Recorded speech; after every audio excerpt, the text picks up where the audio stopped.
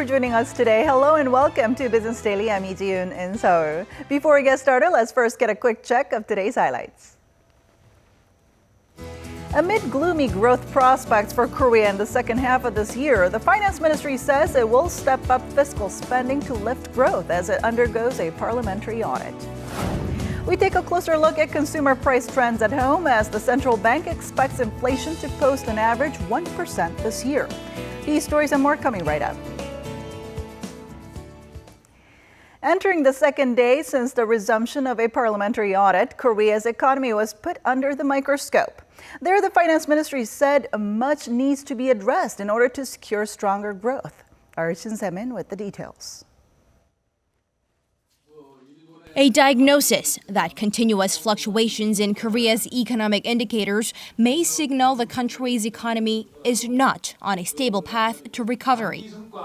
According to a report submitted to the National Assembly for audit, the Finance Ministry said the country's economy is facing weak recovery momentum amid looming uncertainties at home and abroad, further weighed down by an unpredictable local financial market. Monthly figures also support that statement.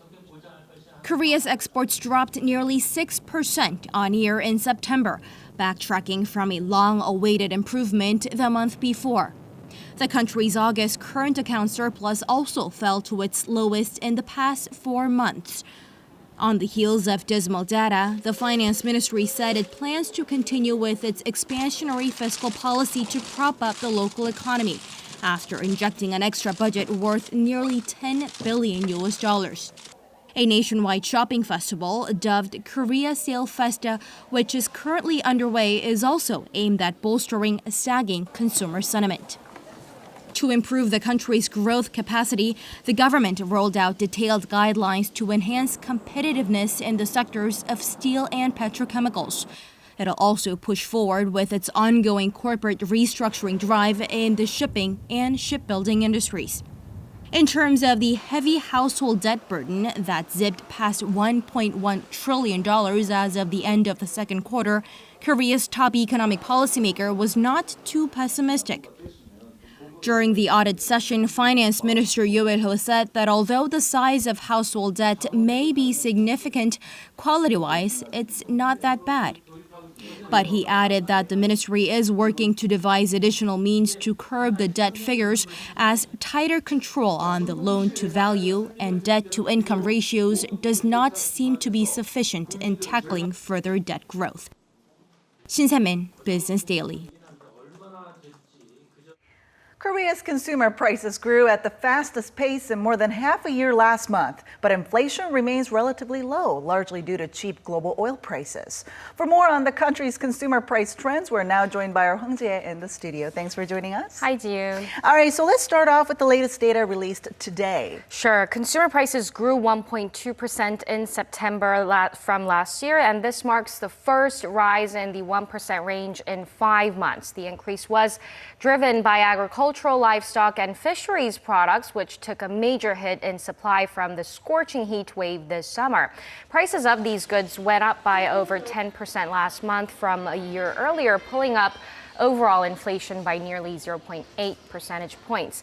But as you just mentioned, cheap oil continues to drag down the overall price growth, and coupled with a temporary electricity rate cuts by the government, this has led to a drop in utility fees by around 14%, in turn pulling down inflation by over 0.6 percentage points. Now, despite the pickup, prices are still running low, but it doesn't seem that people are actually feeling the benefits of it in the day-to-day spending. Right. A lot of people complain that everything but their paycheck is going up. And one reason for that is, of course, because the cost of things can feel very subjective based on your relative income. But another reason is because of the way inflation is calculated by the country's statistics office. The weighted value of each product is different when assessing overall price growth, as is the case in other countries. But when you look at the specifics, while fuel prices have a high weighted value, naturally greatly affected by cheap global oil prices, rental fees and food prices carry relatively low weighted values. Statistics Korea says it will in fact issue a new consumer price index based on updated standards by the end of this year. Now, but oil prices, which have been the main cause of low prices, have shown signs of stabilizing, especially with the recent agreement reached by OPEC nations. So what can we expect in the coming months for inflation? You're right. The OPEC agreement did buoy the markets, once sending global oil prices up by more than 5% about a week ago. But experts say that cut would represent 2% of total global output at the most, which would fall far short of alleviating oil producers from their troubles. As you discussed on the show yesterday, an expert I talked to also emphasized the demand side is still a major problem, saying the low price growth trend is likely to continue for some time. Supply may be a factor in determining current price levels, but the demand side also plays a major role. In the end, it's hard to expect great improvements in demand in the global and domestic market, so price growth is likely to stay low at around 1%. And as this analyst says, Korea Economic Research Institute expects prices to grow 0.8% this year and 1.1% next year. So what's the forecast from the Bank of Korea then? In its latest projection in July, the central bank expected price growth to stand at 1.1% this year. But appearing at a parliamentary audit yesterday, the Bank of Korea Governor Lee Ji-yeol said the BOK is expecting an inflation rate of 1%. So it's widely forecast that the central bank will revise down its projection, which will be released next week. And that actually could spark speculation for more rate cuts down the road. But many economists are skeptical about that, at least until the end of this year, because of a possible rate hike from the Federal Reserve. All right. Thank you so much for that report today, Ji-hye. Thanks for having me.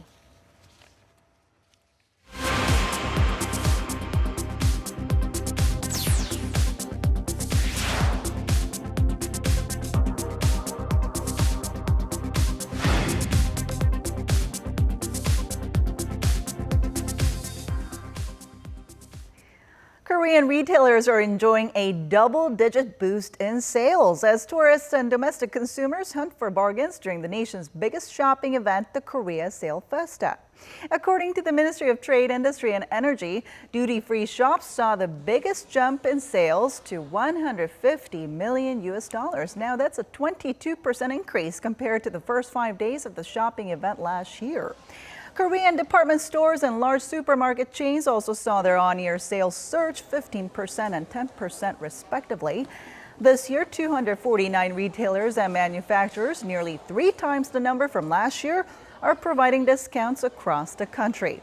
The Korea Sale Festa kicked off on Thursday and coincides with China's Golden Week holiday, and the sales event will run through Sunday, while festivities will extend through the end of the month. Shares on Wall Street fell on Tuesday as the U.S. dollar hit a near 2-month high and investors fretted over Britain's exit from the European Union. The Dow Jones Industrial Average lost nearly 0.5%, the S&P 500 roughly the same, while the tech-heavy Nasdaq edged down 0.2%. The dollar index, which measures the greenback's performance against the 6 major currencies, hit its highest level in almost 2 months. The greenback has been on a strong footing from the start of the week and got a boost following comments from Richmond Fed President Jeffrey Lacker, who said there was a strong case for raising rates. Another focus of investors is Brexit, after British Prime Minister Theresa May said on Sunday that the UK would begin negotiations to leave the European Union by March. On that, the pound slumped to a 31-year low and the FTSE 100 soared. Korea's dividend yield for listed companies is projected to stay in the 1% range again this year. According to Daishin Securities, the country's prospective dividend yield is set to come in just under 1.8%, second to last among 21 countries included in the MSCI index. It's also significantly lower than the group's average of 3.1% return. Italy is projected to post the highest yield of almost 5% this year, followed by Spain and Australia.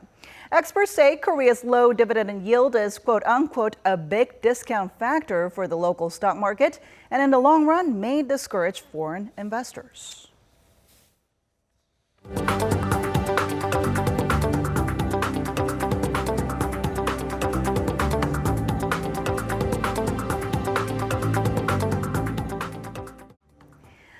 leading global brand consultancy has placed Samsung Electronics as the 7th most valuable company in the world for the 3rd year in a row. In a report titled Best Global Brands 2016, Interbrand put the Korean tech giant's brand value at $51.8 billion, marking a 14% leap from the year before. The world's top smartphone maker welcomed the news, attributing its success to its lineup of premium products, as well as its commitment to innovation and consumer-centric marketing. Meanwhile, the top honors were given to Apple, whose brand value grew by 5%, and Google, which saw its brand value jump by 11%. And some welcome news for Korea's memory chip manufacturers, as the price of NAND flash memory chips are set to soar by up to 15% this quarter. Now, that's according to market watcher DRAM Exchange, who has attributed the price rise to recent high demand from smartphone manufacturers such as Apple and Huawei. Chip producers are said to be struggling to keep up with demand, as DRAM memory prices also rose by 7% in September and are expected to keep climbing in the 4th quarter to post the biggest increase in 2 years. From racing events to family bonding activities, a number of eye-catching marketing campaigns have been unfolding in the auto industry as car makers pull out all the stops to push up sales at home. Our Lee Joo-young has this report.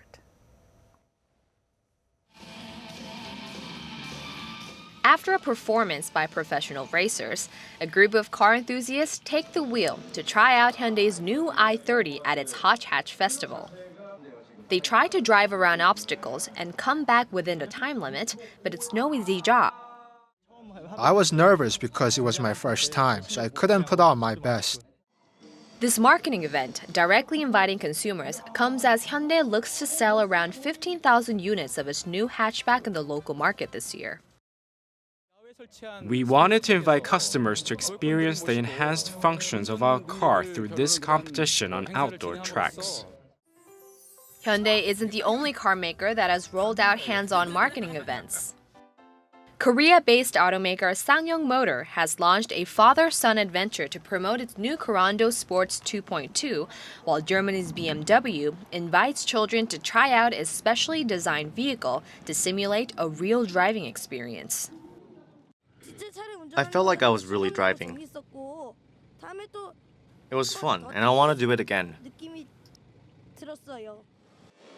This direct outreach to consumers comes at a time when overall car sales in Korea have been sagging. In August, sales dropped over 10% after the government stopped its tax cut program on automobiles at the end of June.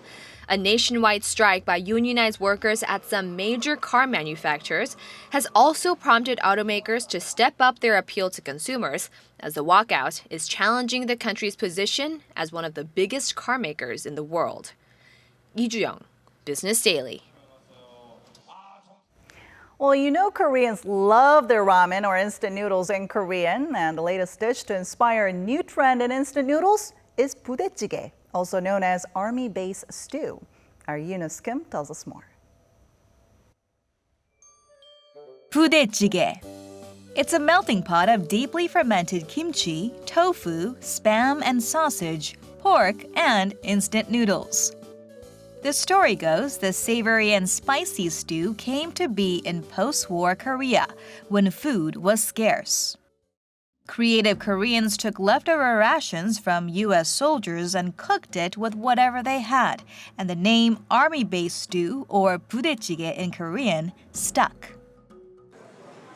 Decades later, the dish is still enjoyed by modern Koreans who crave the variety of ingredients and flavors the dish provides. It's accessible and you can enjoy multiple foods like ham, dubu, and kimchi at the same time. That's why I like it. And budae-jjigae, steeped in nostalgia, is now available in instant noodle form for easy preparation at home. It was first introduced by industry leader Nongshim. Rolled out in August, the noodles exceeded $4.5 million in sales in the first 4 weeks alone. Then competitors Otdugi and Palto brought out their own versions. Otdugi says it differentiated its noodles by including a special sauce that's to be added after the noodles are cooked. 팔도 introduced a premium version to its existing line of 부대찌개 noodles. Our broth is deep, our noodles are chewy, and the ham flavor is rich. Together, it creates an authentic 부대찌개 experience. Following the Chinese-Korean dishes of jjajangmyeon and jjampong, it's 부대찌개 now, shaking up the premium instant noodle market to satisfy ramen lovers at home. Eunice Kim, Business Daily.